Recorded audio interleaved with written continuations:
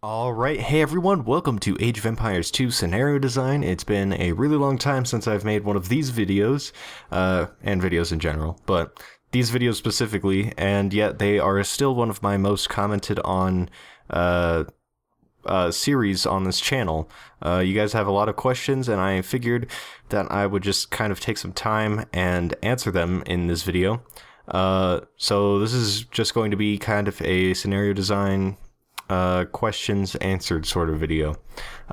So basically the first and most common question I get is how to place resources, and the answer is simpler than you think, but it's like really inconvenient, at least in terms of accessibility.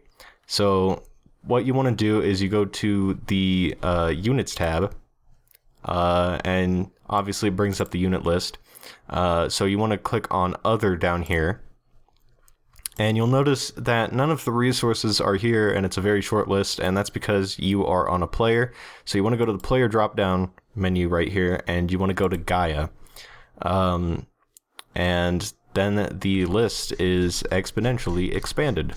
Well, I don't know about exponentially, but it is greatly increased. So if you want to place some resources down, you can find them somewhere in this list. If I want to place some gold down, I'll just go to gold mine right here, and you can place down the resource as normal. Stone mines are also in here down here, so you could do the same with them, and forage bushes are also here too, so you can also place those down. Interestingly, you can also place down trees, although I personally think that it's better to place trees using a brush tool, although this is good if you want to have like one kind of uniform tree dominating the map. I've seen some of the farms in the single player campaigns have used one tree as kind of a tree on a farm, where like the villagers would get their wood or something. So you could just place those down, and you can have like one uniform tree. I personally just find it easier to place down trees using the brush tool, so this may just be good for some novel purpose, such as placing farm trees down or something, rather than an actual forest. So that's how you place down resources. Now, the next question I get somewhat often is how to create an army with minimal effort by copying and pasting units. And what you do is you have a set of units that you want to copy and turn into an army. And quite simply, all you do is go to the terrain tab, go to the map copy tool, and select a little area underneath your units that you want to copy, and then click copy selected map area, and it'll give you a brush. If you're copying a small space like I just did, the brush will be larger than your selection, and if you just place it down, it'll just create a space between both the sets of units. So if you want them to all be kind of squished together, just know where the space is. And it works for any size of an army. So you can place them down like so. It's kind of hard to utilize them as a brush. As you can see, the game got really loud and obnoxious there trying to paste them down, but nonetheless, they did get pasted down and into an army in a very short time. So that's pretty much that, although I will give a fair bit of warning. If you have some units that you want to copy, and they are on top of some weird terrain, let's say for example, they are on some snow, and you want to copy those units into a larger army, it will copy, the map copy tool will copy what's underneath them too.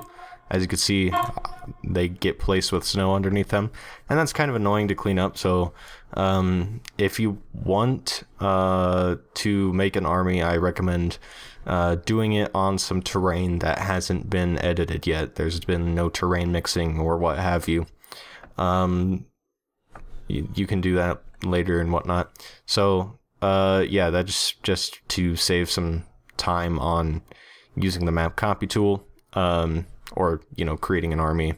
But yeah, the final question, which I don't get asked too much because I think it's a pretty ubiquitous tool in this game, or a ubiquitous, I suppose, technique used in the editor, is creating a megastructure, or like two buildings combined into one. So let's say you have a fortress and a castle, and you want to combine them into one building.